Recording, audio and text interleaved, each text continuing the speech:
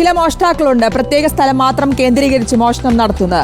അത്തരത്തിലൊരു വാർത്തയിലേക്കാണ് പോകുന്നത്. തിരുവനന്തപുരം ഉച്ചക്കട ശിവശക്തി ക്ഷേത്രത്തിൽ മോഷണം നടത്തിയ പ്രതിയെ പോലീസ് പിടികൂടിയിരിക്കുന്നു.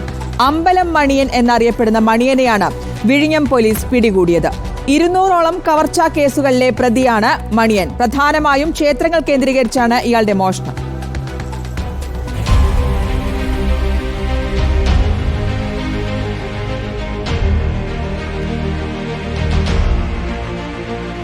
കഴിഞ്ഞ ഞായറാഴ്ച പുലർച്ചെ 3 മണിയോടുകൂടിയായിരുന്നു തിരുവനന്തപുരം ഉച്ചക്കട ശിവശക്തി ക്ഷേത്രത്തിൽ മോഷണം നടന്നത്. പുലർച്ചെ ക്ഷേത്രത്തിലെത്തിയ മോഷ്ടാവ് ഓഫീസ് വളപ്പിലെ മുറി കുത്തിത്തുറന്ന് കാണിക്കവഞ്ചികൾ മോഷ്ടിക്കുകയായിരുന്നു. ഒളിവിൽ പോയ പ്രതിയെ പിടികൂടാൻ പോലീസിന് കഴിഞ്ഞിരുന്നില്ല. CCTV ദൃശ്യങ്ങളിൽ നിന്നും ലഭിച്ച സൂചനകളുടെ അടിസ്ഥാനത്തിൽ നടത്തിയ അന്വേഷണത്തിനൊടുവിൽ വിഴിഞ്ഞം പോലീസ് പ്രതിയെ പിടികൂടി. മാരായമുട്ടം സ്വദേശിയായ അമ്പലം മണിയൻ എന്നറിയപ്പെടുന്ന മണിയനെയാണ് പോലീസ് അറസ്റ്റ് ചെയ്തത്.